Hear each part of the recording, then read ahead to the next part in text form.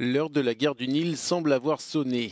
Le conflit couvre depuis 2011 et le début de la construction du grand barrage Renaissance en Éthiopie. En jeu, le partage de milliards de mètres cubes d'eau du plus long fleuve au monde, après l'Amazone. L'Égypte et le Soudan brandissent la menace d'un conflit armé pour préserver leurs intérêts, alors que l'Éthiopie a entamé le remplissage de son barrage à 5 milliards de dollars avec le début de la saison des pluies en Afrique de l'Est. L'Éthiopie affirme qu'elle utilisera l'eau en grande partie pour produire de l'électricité, non pas pour l'irrigation, mais pour son développement économique, pour réaliser son ambition de devenir le plus grand exportateur d'énergie d'Afrique. L'Égypte, en revanche, a une population en forte croissance, bientôt 100 millions de personnes. Elle revendique des droits historiques sur le Nil et dépend du fleuve pour 90% de ses besoins en eau douce.